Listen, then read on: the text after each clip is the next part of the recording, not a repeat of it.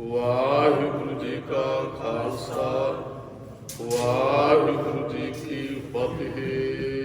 ਸਤਨਾਮ ਵਾਹਿਗੁਰੂ ਸਾਹਿਬ ਜੀ। ਧਣੀ ਰਘੂਣਾ ਪਾਟ ਪਟੰਬਰ ਪਾਹੀ ਸਿਤੇ ਜਾਣੇ। ਗੁਰਮੁਖੋ ਬੜੇ ਪਿਆਰੇ ਬਚਨ ਨੇ। ਸਤਿਗੁਰੂ ਕਹਿੰਦੇ ਹੈ ਪਾਟ ਪਟੰਬਰ ਭਾਈ ਸੇਤੀ ਜਾਂਦੇ।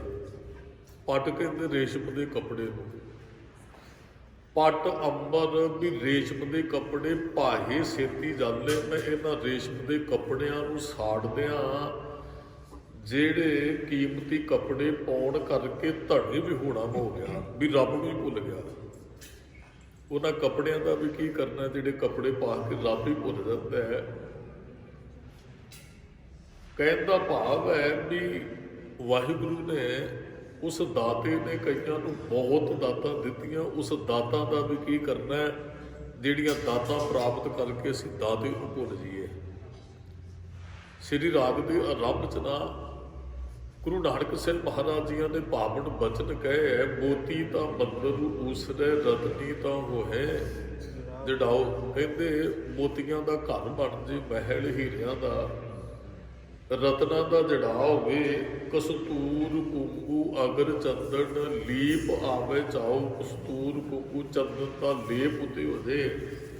ਤੇ ਮਹਾਰਾਜ ਨੇ ਬਚਨ ਕਹੇ, ਮਤ ਦੇਖ ਭੂਲਾ ਵਿਸਰੈ ਤੇਰਾ ਚੇਤਨ ਆਵੇ ਨਾਉ।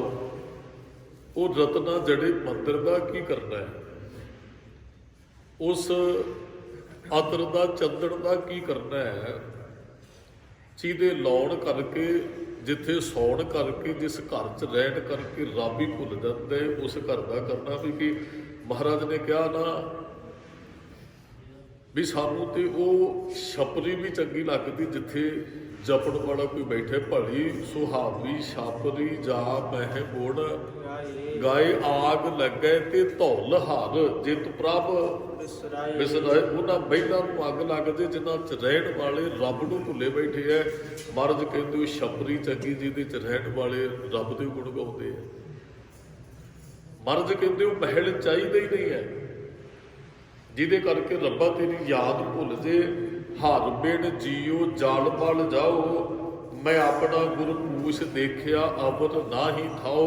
ਇਸ ਸ਼ਬਦ 'ਚ ਮਹਾਰਾਜ ਨੇ ਬਹੁਤ ਬਚਨ ਕਹੇ। ਧਰਤੀ ਤਾਂ ਹੀਰੇ ਲਾਲ ਜੜਤੀ, ਪਲੰਗ ਲਾਲ ਜੜਾਓ। ਮੋਹਣੀ ਮੁਖ ਮਣੀ ਸੂਹੇ ਕਰੇ ਰੰਗ ਪਸਾਓ। ਮਹਾਰਾਜ ਕਹਿੰਦੇ ਧਰਤੀ ਤੇ ਹੀਰੇ ਲਾਲ ਜੜੇ ਹੋਣ, ਪਲੰਗ ਤੇ ਹੀਰੇ ਮੋਤੀ ਲੱਗੇ ਹੋਣ। ਮੋਹਣੀ ਮੁਖ ਮਣੀ ਸੂਹੈ, ਸੋਹਣੀ ਇਸਤਰੀ ਹੋਵੇ ਉਹਦੇ ਮੁਖ ਤੇ ਮਣੀ ਸੂਹੈ। ਕਰੇ ਰੰਗ ਪਸਾਓ, ਅਨੇਕਾਂ ਤਰ੍ਹਾਂ ਦੇ ਰੰਗ ਤਮਾਸ਼ੇ ਕਰੇ। ਮਤ ਦੇਖ ਭੂਲਾ ਵਿਸਰੈ ਤੇਰਾ ਚੇਤਨ ਆਵੇ ਨਾਉ। ਇਹ ਸਾਰੀਆਂ ਸਹੂਲਤਾਂ ਲੈ ਕੇ ਇਹਨਾਂ ਨੂੰ ਵੇਖ ਕੇ ਕਿਤੇ ਰੱਬਾ ਤੂੰ ਨਾ ਭੁੱਲ ਦੇ, ਮੈਂ ਫਿਰ ਇਹਨਾਂ ਦਾ ਕੀ ਕਰਨਾ ਹੈ। ਉਹ ਦਾਤ ਦਾ ਕੀ ਕਰਨਾ ਜਿਹੜੀ ਦਾਤੇ ਨਾਲੋਂ ਦੂਰ ਕਰ ਦਿੰਦੀ ਹੈ। ਸਿੱਧ ਹੋਵਾਂ ਸਿੱਧ ਲਾਈ ਰਿੱਧ ਆਖਾਓ, ਮੇਰੇ ਕੋਲ ਤਾਕਤਾਂ ਹੋਣ ਰਿੱਧੀਆਂ ਸਿੱਧੀਆਂ ਮੇਰੇ ਪਿੱਛੇ ਹੋਣ। ਗੁਪਤ ਪ੍ਰਗਟ ਹੋਏ ਬੈਸਾ, ਮੇਰੇ ਕੋਲੇ ਵੀ ਤਾਕਤ ਹੋਵੇ। ਜਿੱਥੇ ਜੇਲ ਕਰੇ ਮੈਂ ਗੁਪਤ ਹੋ ਜਾ, ਜਿੱਥੇ ਜੀ ਕਰੇ ਪ੍ਰਗਟ ਹੋ ਜਾ।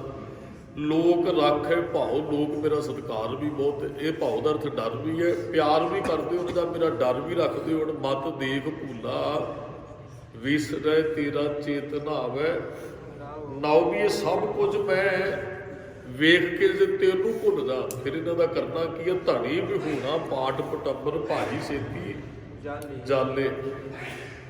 ਭਾਈ ਛੇਤੀ ਜਾਲੇ ਵੀ ਇਹਨਾਂ ਨੂੰ ਮੈਂ ਰੇਸ਼ਮ ਦੇ ਕੱਪੜਿਆਂ ਨੂੰ ਅੱਗ 'ਚ ਸਾੜਦੀ ਹੈ। ਜੇ ਵਾਹਿਗੁਰੂ ਜੀ ਤੁਸੀਂ ਮੈਨੂੰ ਭੁੱਲਦੇ ਹੋ। ਰੱਬ ਤੋਂ ਵੀ ਹੋਣਾ ਮਨੁੱਖ, ਦੁੱਧ ਬਿਨ ਧੇਣ ਪੰਖ ਬਿਨ ਪੰਖੀ। ਜਿਵੇਂ ਗਊ ਤੋਂ ਬਗੈਰ, ਮਾਫ ਕਰਨਾ, ਦੁੱਧ ਤੋਂ ਬਗੈਰ ਗਊ ਹੁੰਦੀ ਹੈ, ਉਹ ਗਊ ਦਾ ਵੀ ਕੀ ਕਰਨਾ ਜਿਹੜੀ ਦੁੱਧ ਨਹੀਂ ਦਿੰਦੀ ਹੈ। ਦੁੱਧ ਬਿਨ ਧੇੜ ਪੰਖ ਬਿਨ ਪੰਖੀ। ਖੰਭਾਂ ਤੋਂ ਬਗੈਰ ਜਿਵੇਂ ਪੰਛੀ, ਜਲ ਬਿਨ ਉਤ ਭੁਜ ਕਾਮ ਨਾਹੀ। ਪਾਣੀ ਤੋਂ ਬਗੈਰ ਕਾਹਦੀ ਉਹ ਬਨਸਪਤੀ, ਕਾਹਦਾ ਅਨਾਜ ਪੈਦਾ ਹੋਣਾ ਹੈ। ਕਿਆ ਸੁਲਤਾਨ ਸਲਾਮ ਵਿਹੂਣਾ, ਅੱਧੀ ਕੋਠੀ ਤੇਰਾ ਨਾਮ ਨਹੀਂ। ਉਹ ਰਾਜਾ ਹੀ ਕਾਹਦਾ ਜਿਹਨੂੰ ਕੋਈ ਸਲਾਮ ਨਹੀਂ ਕਰਦਾ। ਨਾਮ ਤੋਂ ਬਗੈਰ ਤੇ ਪਾਵਤ ਰਲੀਆ, ਜੋਬਨ ਬਲੀਆ, ਨਾਮ ਬਿਨਾ ਮਾਟੀ ਸੰਗ ਰਲੀਆ। ਜੋ ਕੁਝ ਮਰਜ਼ੀ, ਜਿੰਨੀ ਮਰਜ਼ੀ ਬੰਦੇ ਕੋਲ ਤਾਕਤ ਹੋਵੇ, ਨਾਮ ਤੋਂ ਬਗੈਰ ਮਨੁੱਖ ਦੀ ਕੀਮਤ ਬਿਲਕੁਲ ਨਹੀਂ ਪੈਂਦੀ ਹੈ। ਭਾਵੇਂ ਕਾਨ ਕੁੰਡਲੀਆ, ਕਾਨ ਕੁੰਡਲੀਆ ਬਸਤਰ ਉਡਲੀਆ। ਮਾਰੇ ਕਹਿੰਦੇ ਨਾ ਧੜੀ ਵਿਹੂਣਾ ਪਾਟ ਪਟੰਬਰ, ਇੱਥੇ ਬਸਤਰ ਉਡਲੀਆ ਵੀ ਜਿੰਨੇ ਮਰਜ਼ੀ ਮਹਿੰਗੇ ਬਸਤਰ ਪਾਉਂਦਾ ਹੋਵੇ, ਕੋਈ ਕੰਨ ਦੇ ਵਿੱਚ ਨਥੀਆਂ ਪਾਈਆਂ ਹੋਣ, ਗਹਿਣੇ ਸਰੀਰ ਤੇ ਪਾਏ ਹੋਣ, ਸੇਜ ਸੁਖਲੀਆ, ਬੜੀ ਸੌਖੀ ਸੇਜ ਤੇ ਸੌਂਦਾ ਹੋਵੇ, ਮਨ ਗੁਰਬਲੀਆ, ਮਨ ਝੰਕਾਰ ਗਰਭ ਵੀ ਹੋਵੇ। ਮਹਾਰਾਜ ਕਹਿੰਦੇ ਨਾ ਚੀਜ਼ਾਂ ਦਾ ਕੋਈ ਲਾਭ ਨਹੀਂ ਜੇ ਰੱਬ ਚੇਤੇ ਨਹੀਂ ਹੈ। ਜੇ ਪ੍ਰਮਾਤਮਾ ਦਾ ਚੇਤਾ ਨਹੀਂ, ਤਲੇ ਕੁੰਚਰੀਆ, ਕੁੰਚਰ ਹਾਥੀ ਨੂੰ ਕਹਿੰਦੇ ਐ। ਕੋਈ ਹਾਥੀ ਤੇ ਸਵਾਰੀ ਕਰਦਾ ਹੋਵੇ, ਸਿਰ ਕਣਕ ਛਤਰੀਆ, ਸਿਰ ਤੇ ਛਤਰ ਵੀ ਝੁਲਦੇ ਹੋਣ। ਮਹਾਰਾਜ ਕਹਿੰਦੇ ਹਰ ਭਗਤ ਬਿਨਾ ਲੈ ਧਰਨ ਗਡਲੀਆ, ਕਹਿੰਦੇ ਭਗਤੀ ਤੋਂ ਬਗੈਰ ਸਭ ਕੁਝ ਮਿੱਟੀ 'ਚ ਮਿਲਣ ਵਾਲਾ ਹੈ। ਇੱਕ ਨਾ ਰਾਜਾ ਬੜੀਆਂ ਸਹੂਲਤਾਂ ਮੰਨਦਾ ਹੈ, ਉਹ ਆਪਣੀ ਸੇਜਾ ਤੇ ਨਾ ਤਾਜੋ ਫੁੱਲ ਦੀਆਂ ਪੰਖੜੀਆਂ ਵਿਛਾ ਕੇ ਸੌਂਦਾ ਹੈ। ਉਹ ਫੁੱਲ ਦੀਆਂ ਪੰਖੜੀਆਂ ਵਿਛਾ ਕੇ ਸੌਂਦਾ ਹੈ। ਉਹ ਰਾਜਾ ਸਵੇਰੇ ਉੱਠਿਆ ਤੇ ਦਾਸੀ ਨਾਲ ਕਮਰੇ ਦੀ ਰੂਮ ਦੀ ਸਫਾਈ ਕਰਨ ਵਾਸਤੇ ਗਈ, ਤੇ ਜਦੋਂ ਉਹਨੇ ਸੇਜਾ ਤੇ ਪੰਖੜੀਆਂ ਤਾਜ਼ੀਆਂ, ਉਹ ਦਾਸੀ ਦਾ ਮਨ ਕੀਤਾ ਵੀ ਰਾਜਾ ਕਿੰਨੀਆਂ ਸਹੂਲਤਾਂ ਮੰਨਦਾ ਹੈ, ਕਿੱਡਾ ਆਲੀਸ਼ਾਨ ਇਹਦਾ ਬੰਗਲਾ ਮਹਿਲ ਹੈ, ਅਸੀਂ ਵੀ ਇਨਸਾਨ, ਇਹ ਵੀ ਇਨਸਾਨ ਹੈ, ਸਾਨੂੰ ਰੱਬ ਨੇ ਕੁਝ ਨਹੀਂ ਦਿੱਤਾ। ਉਹਦੇ ਮਨ 'ਚ ਵਿਚਾਰ ਆਈ ਵੀ ਚਲੋ ਇਸ ਸੇਜ ਦਾ 2-4 ਮਿੰਟ ਆਨੰਦ ਹੀ ਮਾਣ ਲਾ। ਹੁਣ ਕਿਹੜਾ ਰਾਜਾ ਅੰਦਰ ਕਮਰੇ 'ਚ ਹੈ, ਹੁਣ ਕਿਹੜੀ ਰਾਣੀ ਇੱਥੇ ਹੈ। ਉਹ ਕੀ ਕਰਦੀ ਹੈ ਵੀ ਉਸ ਸੇਜ ਦੇ ਉੱਪਰ ਲੇਟ ਜਾਂਦੀ। ਉਹ ਦਾਸੀ ਨੌਕਰਾਣੀ ਜਿਹੜੀ ਰਾਜੇ ਦੀ ਸੇਜ ਹੈ, ਜਿੱਥੇ ਪੰਖੜੀਆਂ ਰਾਤ ਨੂੰ ਫੁੱਲਾਂ ਦੀਆਂ ਵਿਛਾ ਕੇ ਰਾਜਾ ਸੌਂਦਾ। ਉਹਨੇ ਸਮੇਂ ਨੂੰ ਉਹਨੂੰ ਉਹ ਖਿਆਲਾਂ ਦੀ ਉਡਾਰੀਆਂ ਵੀ ਕਿਤੇ ਮੈਂ ਇੱਥੋਂ ਦੀ ਰਾਣੀ ਉਹ ਆ। ਉਹ ਜਦੋਂ ਇਹ ਸੋਚਾਂ 'ਚ ਚਲੀ ਜਾਂਦੀ, ਉਹਨੂੰ ਨੀਂਦ ਆ ਜਾਂਦੀ ਹੈ। ਉਹਨੇ ਸਮੇਂ ਨੂੰ ਬਾਹਰੋਂ ਰਾਜਾ ਆ ਜਾਂਦਾ ਹੈ। ਜਦੋਂ ਆਪਣੀ ਸੇਜਾ ਤੇ ਉਸ ਨੌਕਰਾਣੀ ਨੂੰ, ਦਾਸੀ ਨੂੰ, ਲੇਟੀ ਨੂੰ ਵੇਖਦਾ ਹੈ, ਉਹ ਸ਼ਬਕਾਂ ਦੇ ਨਾਲ ਉਹਨੂੰ ਬਹੁਤ ਮਾਰ ਮਾਰਦਾ ਹੈ, ਕੁੱਟਦਾ ਹੈ। ਉਹ ਪਹਿਲਾਂ ਤੇ ਰੋਂਦੀ ਹੈ ਦਰਦ, ਫਿਰ ਉਹ ਰੋਂਦੀ ਰੋਂਦੀ ਹੱਸਣ ਲੱਗ ਪੈਂਦੀ ਹੈ। ਉਹ ਰਾਜਾ ਹੈਰਾਨ ਹੋ ਜਾਂਦਾ ਵੀ ਇਹਨੂੰ ਕੀ ਹੋ ਗਿਆ, ਪਹਿਲਾਂ ਤੇ ਰੋ ਰਹੀ ਸੀ ਹੁਣ ਹੱਸਦੀ ਹੈ। ਉਹ ਪੁੱਛਦਾ, ਕਹਿੰਦਾ ਤੂੰ ਹੱਸਦੀ ਕਿਉਂ ਹੈ। ਉਹ ਕਹਿਣ ਲੱਗੀ ਵੀ ਮੈਂ ਤੇ ਇੱਕ ਘੜੀ ਵੀ ਨਹੀਂ ਸੇਜਾਂ ਦੇ ਉੱਪਰ ਸੁੱਤੀ ਤੇ ਸ਼ਬਕਾਂ ਦੀ ਮਾਰ ਪਈ ਹੈ। ਰਾਜਨ ਤੂੰ ਤੇ ਅਹੰਕਾਰੀ ਬਣ ਕੇ ਰੱਬ ਨੂੰ ਭੁਲਾ ਕੇ ਕਿੰਨੇ ਸਾਲਾਂ ਤੋਂ ਇਸ ਸੇਜਾਂ ਤੇ ਸੌਂਦਾ ਹੈ। ਦੱਸ ਤੈਨੂੰ ਇਹਦੇ ਤੇ ਰੱਬ ਨੂੰ ਭੁੱਲ ਕੇ ਸੌਣ ਦੀ ਸਜ਼ਾ ਕਿੰਨੀ ਕੁ ਮਿਲੇਗੀ। ਉਹ ਸੋਚ ਕੇ ਫਿਰ ਮਸੀਏ ਤੇ ਸਜ਼ਾ ਕੁਝ ਵੀ ਨਹੀਂ, ਕੋਰਡਿਆਂ ਦੀ ਸਜ਼ਾ। ਤੂੰ ਰੱਬ ਨੂੰ ਅਹੰਕਾਰ ਕਰੀ ਬੈਠਾ, ਰੱਬ ਨੂੰ ਭੁੱਲਿਆ। ਜਿਸ ਰੱਬ ਨੇ ਤੈਨੂੰ ਇੰਨੀਆਂ ਸਹੂਲਤਾਂ ਦਿੱਤੀਆਂ, ਉਸ ਰੱਬ ਨੂੰ ਭੁਲਾ ਕੇ ਤੂੰ ਸੇਜਾ ਦਾ ਆਨੰਦ ਮਾਣਦਾ ਹੈ।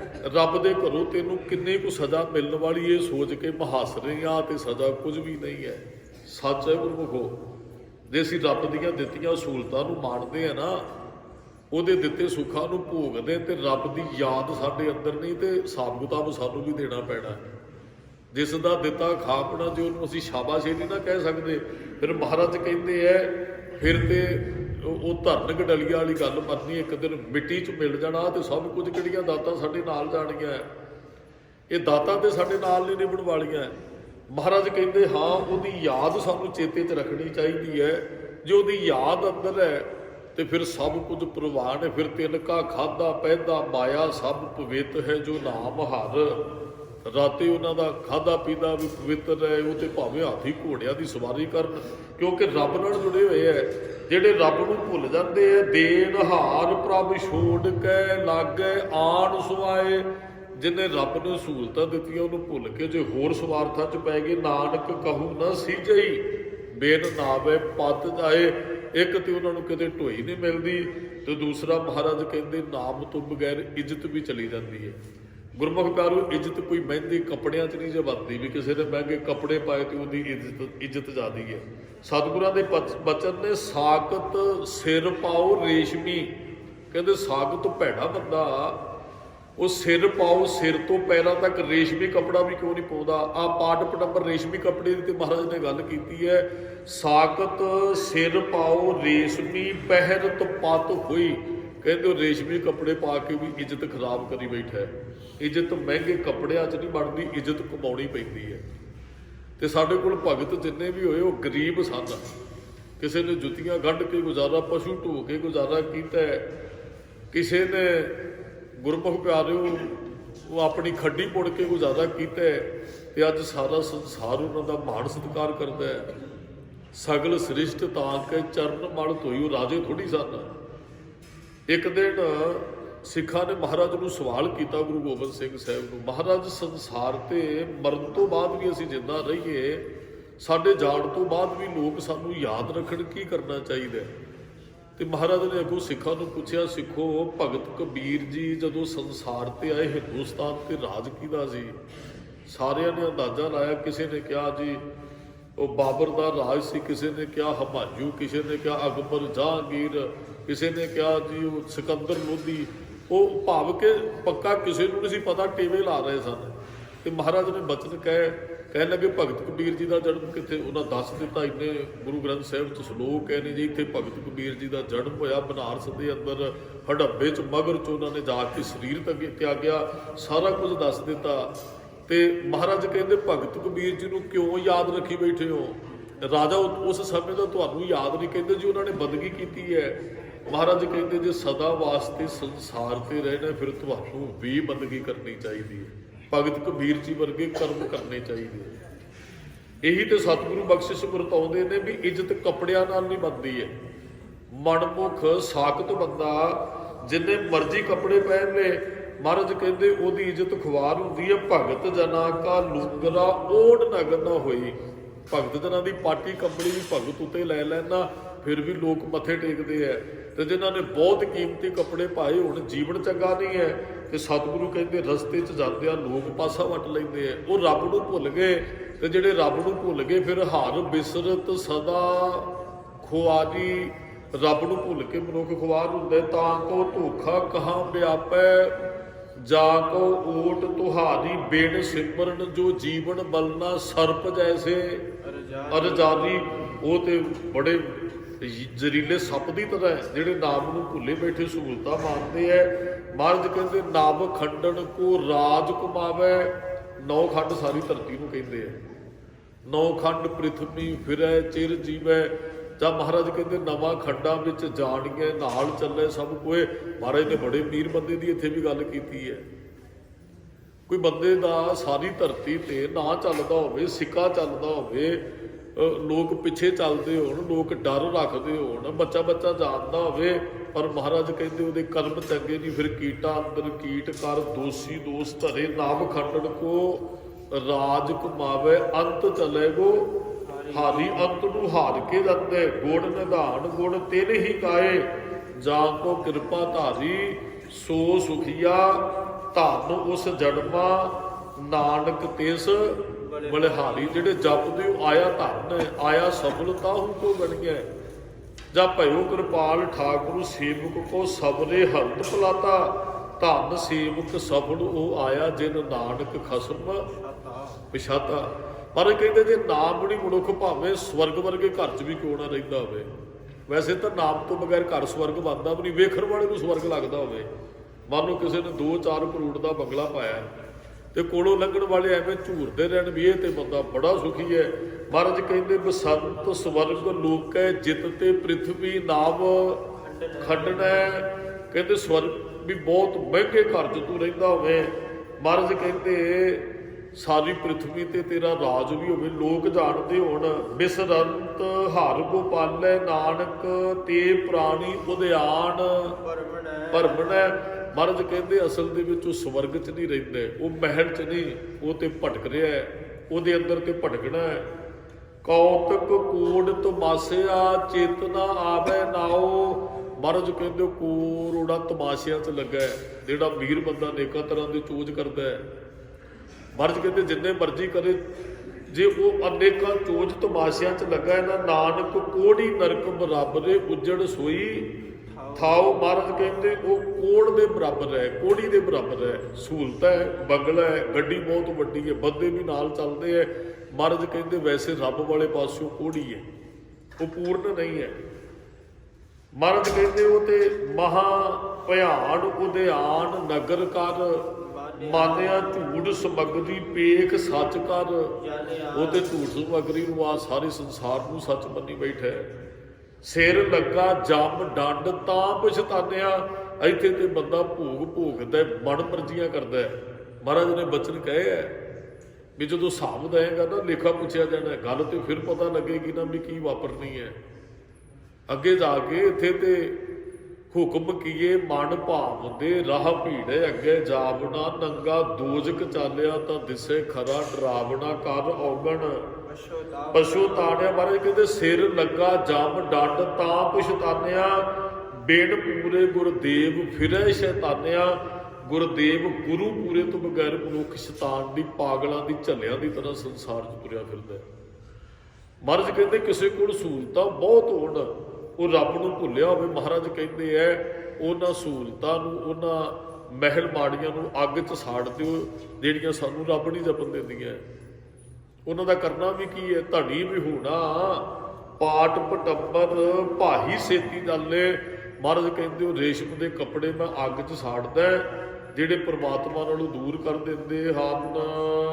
ਧੂੜੀ ਵਿੱਚ ਲੁੜੰਦੜੀ ਸੋਹਾ, ਧੂੜੀ ਵਿੱਚ ਲੁੜੰਦੜੀ ਸੋਹਾ। ਲੁੜੰਦੜੀ ਦਾ ਅਰਥ ਲੇਟਣਾ, ਧੂੜੀ ਦਾ ਅਰਥ ਹੈ ਮਿੱਟੀ। ਧੂੜੀ ਦਾ ਅਰਥ ਇਹ ਨਹੀਂ ਹੈ ਵੀ ਮੈਂ ਕੱਪੜੇ ਲਾ ਕੇ ਤੇ ਮਿੱਟੀ 'ਚ ਲੇਟਾਂ ਤੇ ਤਾਂ ਰੱਬ ਖੁਸ਼ ਹੋਏਗਾ, ਵੀ ਕੱਪੜੇ ਹੈਗੇ ਨੇ ਉਹ ਲਾ ਕੇ ਮਿੱਟੀ 'ਚ। ਇੱਥੇ ਦਾ ਅਰਥ ਇਹ ਹੈ ਵੀ ਬਹੁਤ ਕੁਝ ਮੇਰੇ ਕੋਲ ਨਾ ਹੋਵੇ, ਵੀ ਹੋ ਸਕਦਾ ਮਹਿੰਗਾ ਘਰ ਨਹੀਂ ਹੈ, ਗੱਡੀ ਨਹੀਂ ਹੈ, ਕੀਮਤੀ ਕੱਪੜੇ ਨਹੀਂ ਮੈਂ ਪਾ ਸਕਦਾ, ਪਰ ਧੂੜੀ ਵਿੱਚ ਲੁੜੰਦੜੀ ਦਾ ਅਰਥ ਹੈ ਵੀ ਮਿਹਨਤ ਕਰਕੇ ਛਕਣ ਵਾਲਾ। ਆਪਾਂ ਇੱਕ ਸ਼ਬਦ ਵਰਤਦੇ ਵੀ ਇਹ ਤੇ ਭਾਈ ਕਿਸਾਨ ਤੇ ਮਿੱਟੀ ਨਾਲ ਮਿੱਟੀ ਹੋਇਆ ਰਹਿੰਦਾ ਸਾਰਾ ਦਿਨ। ਬਸ ਇਹਦਾ ਅਰਥ ਇਹ ਹੀ ਹੈ ਵੀ ਮਿਹਨਤ ਕਰਕੇ ਭਾਵੇਂ ਥੋੜਾ ਪ੍ਰਸ਼ਾਦਾ ਵੀ ਮਿਲ ਜਾਣਾ, ਆਪਣੀ ਮਿਹਨਤ ਦਾ ਛਕਣਾ, ਪਰ ਰੱਬ ਚੇਤੇ ਰੱਖਣਾ। ਇੱਥੇ ਇੱਕ ਸੇਵਾਦਾਰ ਹੁੰਦਾ ਹੈ ਜੀ, ਮੈਂ ਨਾਮ ਨਹੀਂ ਲਵਾਂਗਾ, ਉਹ ਕਹਿੰਦਾ ਜੀ ਸਾਡੇ ਕੋਲ ਖੁੱਲੀ ਜ਼ਮੀਨ ਸੀ, ਅੱਜ ਨਹੀਂ ਹੈ, ਸ਼ਾਇਦ ਹੁੰਦੀ ਤੇ ਅਸੀਂ ਇੰਨਾ ਨਾ ਜੁੜ ਸਕਦੇ ਗੁਰੂ ਘਰ ਦੇ ਨਾਲ। ਉਹ ਬੜੇ ਪਿਆਰ ਨਾਲ ਸੇਵਾ, ਜਿੱਥੇ ਵੀ ਆਵਾਜ਼ ਮਾਰੂਗੀ ਉਹ ਹਾਜ਼ਰ ਰਹਿੰਦਾ ਹੈ ਸਰੀਰ। ਕਹਿਣ ਦਾ ਭਾਵ ਹੈ ਵੀ ਸ਼ਾਇਦ ਗੁਰੂ ਨੇ ਆਪਣੇ ਨਾਲ ਜੋੜਨ ਕਰਕੇ ਖੇਡ ਵਰਤਾਈ, ਜੋ ਕੁਝ ਹੋਇਆ ਉਹਦੀ ਕਿਰਪਾ ਨਾਲ। ਇਹੀ ਤੇ ਗੱਲ ਮਹਾਰਾਜ ਕਹਿੰਦੇ ਆ, ਕਹਿੰਦੇ ਆਪਣੀ ਮਿਹਨਤ ਕਰਕੇ ਮਿੱਟੀ ਨਾਲ ਮਿੱਟੀ ਹੋ ਕੇ, ਭਾਵੇਂ ਬਿਲਕੁਲ ਅੱਧਾ ਪ੍ਰਸ਼ਾਦਾ ਹੀ ਛਕਣ ਨਹੀਂ ਮਿਲੇ। ਸੋਹਾ ਬੰਦਾ ਸੋਹਣਾ ਉਹ ਲੱਗਦਾ ਹੈ, ਧਰਮ ਦੀ ਕਿਰਤ ਕਰਨ ਵਾਲੇ ਦਾ ਸਾਰੇ ਸਤਿਕਾਰ ਕਰਦੇ ਆ। ਭਾਈ ਆਪਣੀ ਮਿਹਨਤ ਕਰਕੇ ਖਾਂਦਾ ਹੈ, ਉਹਨੂੰ ਸਤਿਕਾਰ ਦੇਣਾ ਵੀ ਚਾਹੀਦਾ, ਉਹਦਾ ਸਤਿਕਾਰ ਬਣਦਾ ਵੀ ਹੈ। ਵੈਸੇ ਜੇ ਹੁਣ ਦੀ ਹਾਲਤ ਵੇਖੀਏ, ਲੁੱਟ ਖੋਹ ਕੇ ਖਾਣ ਵਾਲਿਆਂ ਦਾ ਸਤਿਕਾਰ ਲੋਕ ਜ਼ਿਆਦਾ ਕਰਦੇ ਆ, ਕਿਉਂਕਿ ਉਹਦੇ ਕੋਲ 4 ਰੁਪਈਏ ਹੁੰਦੇ ਆ। ਫਿਰ ਹੁਣ ਰੁਪਈਏ ਵਾਲਿਆਂ ਦੇ ਪਿੱਛੇ ਲੋਕ ਦੌੜਦੇ ਆ, ਮਿਹਨਤ ਕਰਨ ਵਾਲਿਆਂ ਨੂੰ ਹੋ ਸਕਦਾ ਨਾ ਕੋਈ ਪੁੱਛਦਾ ਹੋਵੇ। ਪਰ ਧਰਮ ਦੀ ਦੁਨੀਆ 'ਚ ਜਿਹੜੀ ਗੱਲ ਹੈ, ਉਹ ਰੇਸ਼ਮ ਦੇ ਕੱਪੜੇ ਵਾਲਿਆਂ ਨੂੰ ਰੱਬ ਨਹੀਂ ਮਿਲਣਾ। ਵੀ ਵੱਡੇ ਮਹਿਲ ਬਾੜੀਆਂ 'ਚ, ਹਾਂ ਮਹਿਲ ਬਾੜੀਆਂ 'ਚ ਰਹਿਣ ਵਾਲੇ ਵੀ ਜਿਵੇਂ ਮਹਾਰਾਜਾ ਰਣਜੀਤ ਸਿੰਘ ਹੈ, ਰੱਬ ਨੂੰ ਜੇ ਭੁੱਲ ਜਾਂਦੇ ਨੇ, ਹਰ ਬਿਸਰਤ ਫਿਰ ਸਦਾ ਖੁਆਰੀ ਹੈ। ਇੱਥੇ ਮਹਾਰਾਜ ਕਹਿੰਦੇ ਧੂੜੀ ਵਿੱਚ ਲੁੜੰਦੜੀ ਸੋਹਾ, ਮੈਂ ਆਪਣੀ ਮਿਹਨਤ ਕਰਕੇ ਸਾਡਾ ਸਾਰਾ ਦਿਨ ਮਿੱਟੀ 'ਚ ਭਾਵੇਂ ਬੈਠ ਕੇ ਕਾਰਜ ਕਰਾਂ ਗੁਰੂ ਨੂੰ, ਤੇ ਤਾਂ ਉਹ ਹੀ ਮਨੁੱਖ ਸੋਹਣਾ ਲੱਗਦਾ ਹੈ। ਮਹਾਰਾਜ ਨੂੰ ਕਿਰਤੀ ਮਨੁੱਖ ਸੋਹਣਾ ਲੱਗਦਾ ਹੈ, ਕਿਉਂਕਿ ਮਹਾਰਾਜ ਨੇ ਕਿਰਤ ਦਿੱਤੀ ਵੀ ਹੈ, ਕਿਰਤ ਕੀਤੀ ਵੀ ਹੈ। ਦਾਸ ਨੇ ਬਹੁਤ ਵਾਰੀ ਬੇਨਤੀ ਕੀਤੀ, ਗੁਰੂ ਨਾਨਕ ਸਾਹਿਬ ਜੀ ਦਾ ਮੁੱਢਲਾ ਉਪਦੇਸ਼ ਹੈ, ਕਿਰਤ ਕਰੋ ਨਾਮ ਜਪੋ ਤੇ ਵੰਡ ਛਕੋ। ਤੇ ਮਹਾਰਾਜ ਨੇ ਸਤਿਕਾਰ ਕਿਹਦਾ ਕੀਤਾ? ਕਿਰਤੀ ਦਾ। ਉਦਾਸੀਆਂ 'ਚ ਚੱਲੇ, ਸਭ ਤੋਂ ਪਹਿਲਾਂ ਮਹਾਰਾਜ ਭਾਈ ਲਾਲੋ ਦੇ ਘਰੇ ਜਾਂਦੇ ਆ। ਭਾਈ ਲਾਲੋ ਇੱਕ ਕਿਰਤੀ ਹੈ, ਤਰਖਾਣ ਸਿੱਖ ਹੈ, ਉਥੇ ਮਲਕ ਭਾਗੋ ਰਹਿੰਦਾ ਹੈ। ਮਹਾਰਾਜ ਭਾਈ ਲਾਲੋ ਦਾ ਦਰਵਾਜ਼ਾ ਆਪ ਖੜਕਾਉਂਦੇ। ਭਾਈ ਲਾਲੋ ਦੇ ਘਰੇ ਬਿਨਾਂ ਸੱਦੇ ਤੋਂ ਗੁਰੂ ਨਾਨਕ ਸਾਹਿਬ ਜੀ ਜਾਂਦੇ। ਧਰਮ ਦੀ ਕਿਰਤ ਹੈ।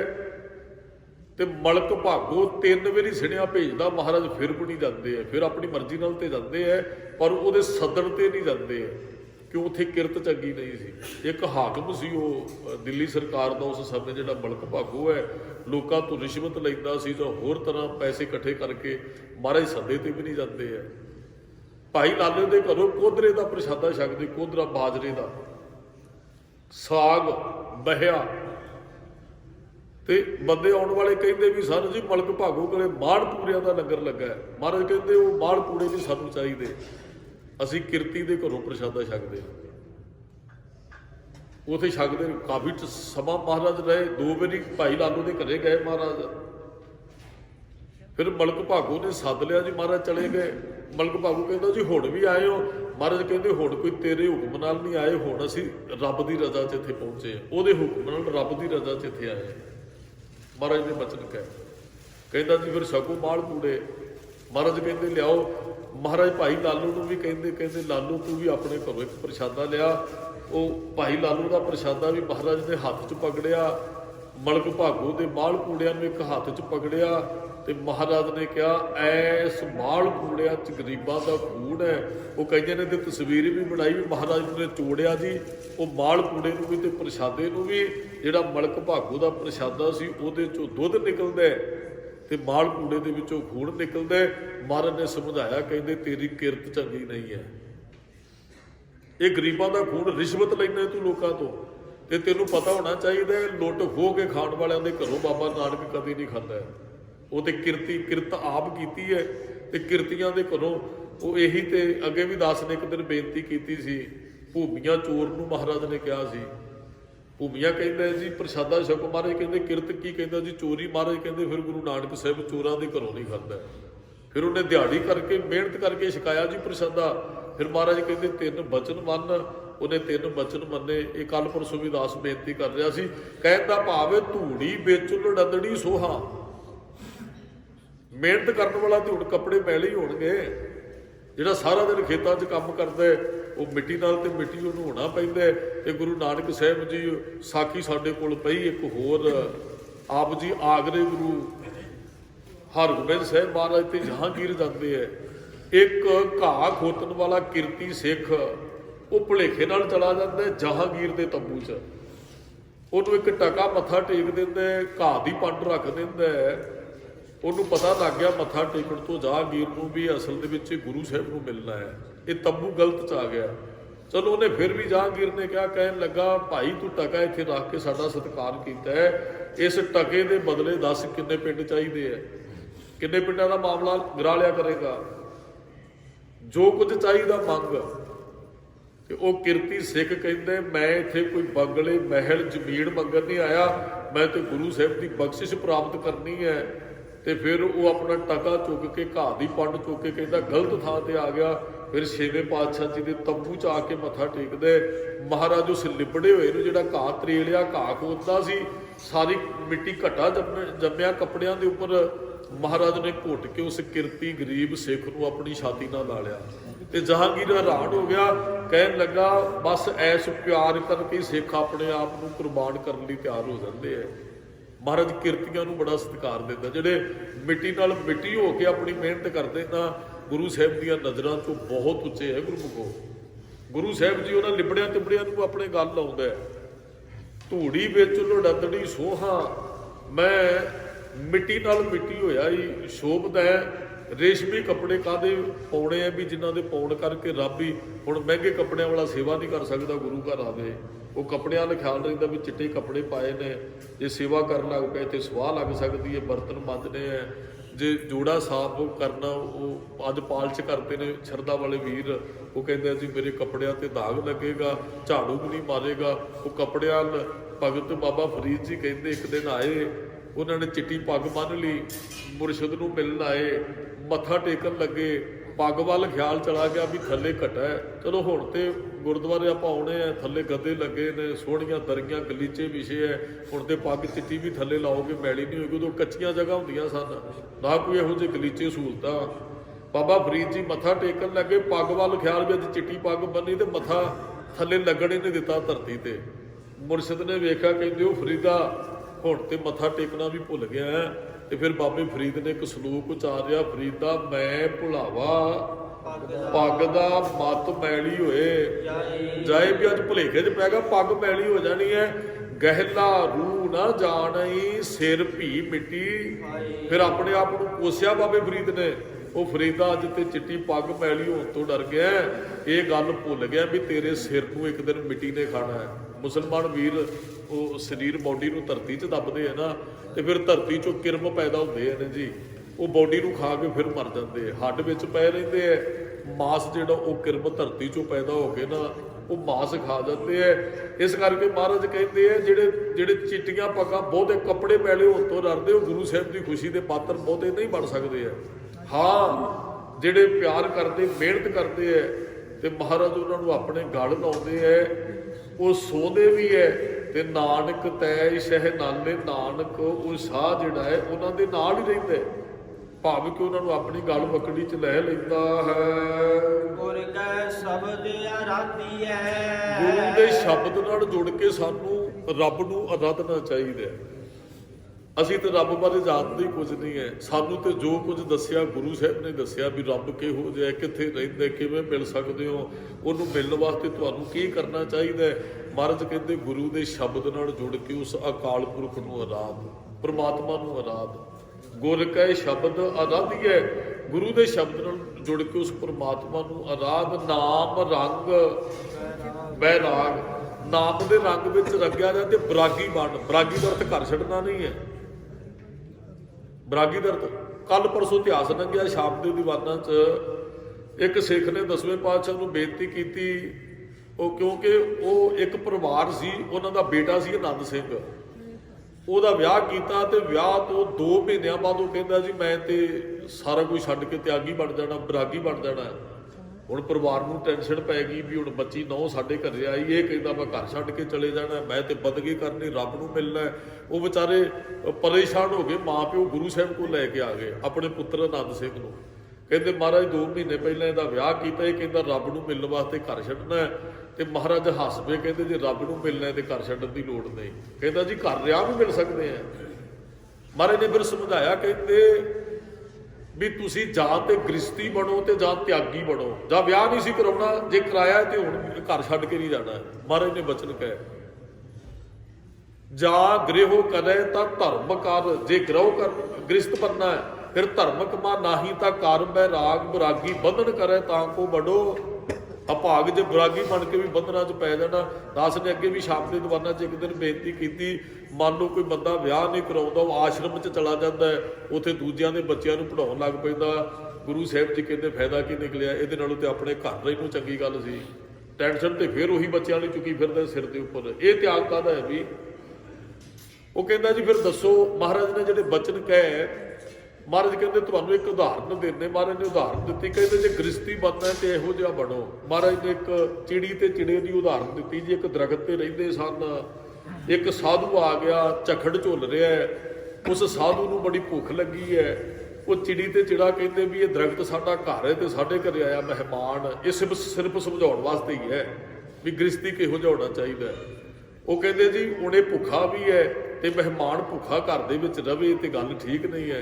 ਕਹਿੰਦੇ ਫਿਰ ਉਹ ਚਿੜਾ ਕਿਸੇ ਦੇ ਘਰੋਂ ਚਵਾਤੀ ਲਿਆਇਆ। ਜਦੋਂ ਬਾਰਿਸ਼ ਰੁਕੀ, ਕਿਉਂਕਿ ਰਾਤ ਹਨੇਰੀ ਹੋ ਗਈ, ਉਹ ਜਿਹੜਾ ਮਹਿਮਾਨ ਉੱਥੇ ਰੁਕ ਗਿਆ।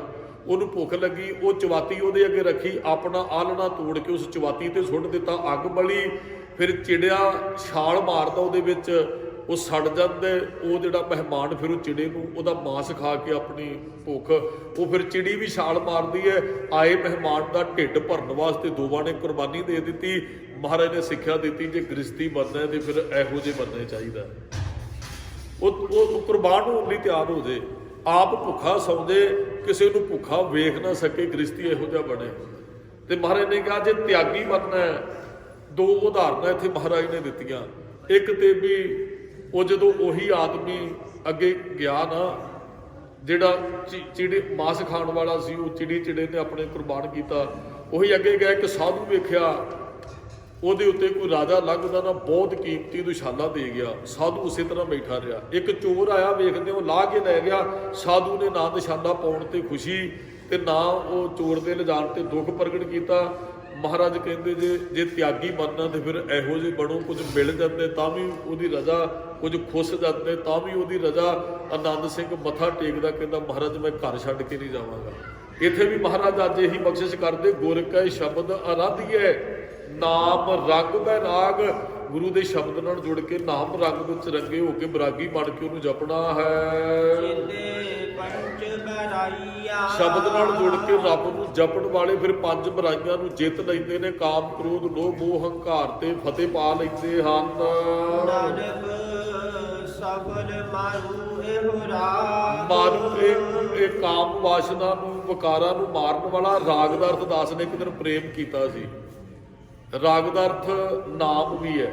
ਮਹਾਰਾਜ ਕਹਿੰਦੇ ਜੇ ਅੰਦਰ ਨਾਮ ਹੈ ਨਾ, ਜੇ ਅੰਦਰ ਰਾਗ ਹੈ ਤੇ ਫਿਰ ਉਹ ਮਨੁੱਖ ਬਰਾਗੀਆਂ ਨੂੰ ਜਿੱਤ ਲੈਂਦਾ ਹੈ। ਉਹ ਬਰਾਗੀ ਤਿਆਗੀ ਬਣ ਜਾਂਦਾ, ਘਰ ਦੇ ਵਿੱਚ ਰਹਿੰਦਾ, ਫਿਰ ਇੱਕ ਦਿਨ ਉਹਨੂੰ ਰੱਬ ਦੀ ਪ੍ਰਾਪਤੀ ਹੋ ਜਾਂਦੀ ਹੈ। ਇਹਦੀਆਂ ਕੋਈ ਬੇਨਤੀਆਂ ਸੰਗਤ ਜੀ ਪ੍ਰਵਾਨ ਕਰਨੀਆਂ ਜੀ। ਅਗਲੇ ਮਤ ਦੀ ਵਿਚਾਰ ਕੱਲ ਦੇ ਦੀਵਾਨਾਂ 'ਚ ਕਰਾਂਗੇ ਜੀ। ਸਮੁੱਚੀਆਂ ਸੰਗਤਾਂ ਦਾ ਧੰਨਵਾਦ, ਜੀ ਆਇਆਂ ਨੂੰ। ਆਪ ਸਿੱਖ ਸੰਗਤਾਂ ਮੱਸਿਆ ਦੇ ਦਿਹਾੜੇ ਤੇ ਬਹੁਤ ਸ਼ਰਧਾ ਭਾਵਨਾ ਸਹਿਤ ਹਾਜ਼ਰੀ ਭਰ ਰਹੇ। ਗੁਰੂ ਘਰ ਦੇ ਪ੍ਰਬੰਧ ਵੱਲੋਂ, ਮੈਜਰ ਸਾਹਿਬਾਨਾਂ ਵੱਲੋਂ ਔਰ